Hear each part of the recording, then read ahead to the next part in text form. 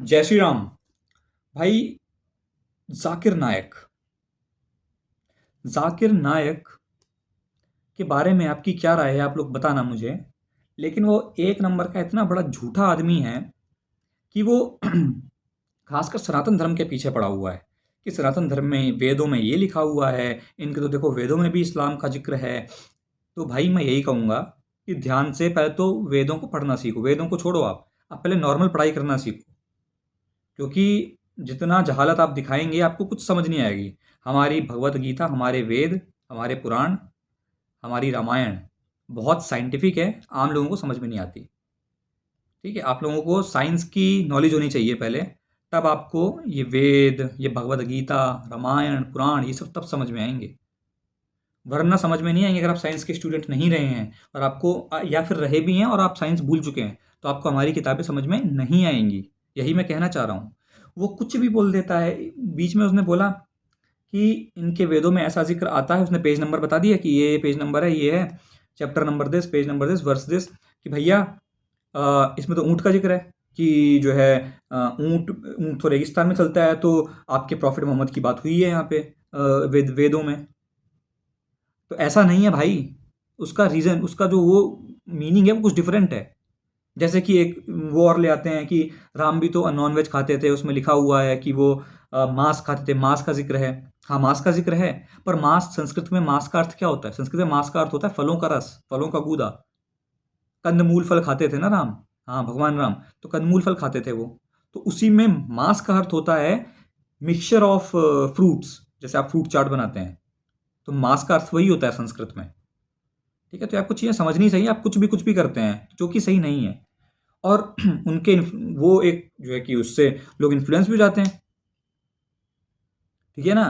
अब उससे लोग इन्फ्लुएंस भी हो जाते हैं, क्योंकि जो हिंदू, उससे डिबेट डिबेट तो होती नहीं है, बस एक सवाल पूछते हैं, उसकी कभी डिबेट करा दी जाए जो ज्ञानी है हिंदू धर्म का। या तो मैं कह रहा हूँ, मैं खुद को ज्ञानी नहीं मानता, लेकिन फिर भी मेरे से भी डिबेट करा दी जाएगी ना, वो हार जाएगा। वो मेरे आगे नहीं टिक पाएगा वो जाकिर नायक। क्योंकि जो भी श्लोक वो बोलेगा, मैं उसको उसका असली अर्थ बताऊंगा कि बेटा इसका असली अर्थ ये है, और तुम नहीं जानते इसका असली अर्थ क्या है। तुम अरेबिक जानते होगे या पता नहीं भगवान है, तुम वो भी नहीं जानते होगे। संस्कृत तो तुम छोड़ दो, तुम्हारे बस की भी नहीं है। तुमने अगर साइंस नहीं पढ़ी है तो संस्कृत क्यों पढ़ रहे हो? फिर बिना साइंस के संस्कृत समझ ही नहीं आएगी तुम्हारे।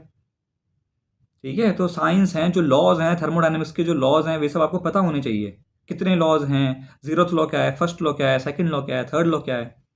जब ये थर्मोडायनेमिक्स के सारे लॉ आपको मालूम होंगे, ठीक है, आपको फ्लूइड मैकेनिक्स के बारे में मालूम होगा, ठीक है, जब आप इन सब में एकदम पारंगत हो जाएंगे, मशीन डिज़ाइनिंग के बारे में आपको पता होगा, एमडी ईडी जो हम करते हैं, इंजीनियरिंग डिज़ाइन के बारे में आपको पता होगा, आप लोग बनाना जानते होंगे चार्ट पेपर पे, तब आप लोगों को कहीं सनातन धर्म का कुछ बेसिक समझ में आएगा। बिना इन सब चीज़ों के, आपने इंजीनियरिंग करी नहीं है, आपको साइंस की नॉलेज नहीं है, समझ ही नहीं आएगा आपको, कुछ भी कर लें आप। तो आप अर्थ का अनर्थ ही करेंगे। चाहे आप वेद उठा लीजिए हमारे, चाहे आप भगवत गीता उठा लीजिए, इन सब में साइंटिफिक चीज़ें हैं, साइंस का जिक्र है। जिक्र जिस चीज़ का भी है, वो चीज़ समझिए, आपको तब आएगी जब आपको साइंस समझ में आती है। आपने साइंस पढ़ी हुई है, मैथमेटिक्स पढ़ी हुई है, फिर तो समझ में आएगी आपको, उसके बिना नहीं समझ में आएगी। ठीक है, उसके बिना समझ में नहीं आएगी। तो मैं तो यही कहूँगा यार कि आपको कुरान है आपकी, तो आप कुरान पर ही बने रहें, आप ना उठाएं वेद, आप ना पढ़ें भगवत गीता, रामायण और ये सब ना पढ़ें। क्योंकि आप बस अर्थ का अनर्थ करेंगे, अपना समय बर्बाद करेंगे, लोगों को गलत तरीके से इन्फ्लुएंस करने का प्रयास करेंगे।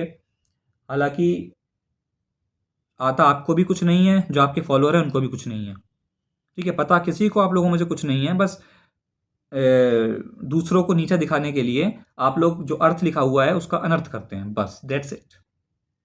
ठीक है, तो भाई पढ़ लिख लो थोड़ा, है ना? पढ़ लिख लो। अनपढ़ जहालत में क्या रखा है। मैं तो यही कहूँगा, मिलता हूँ नेक्स्ट वीडियो में।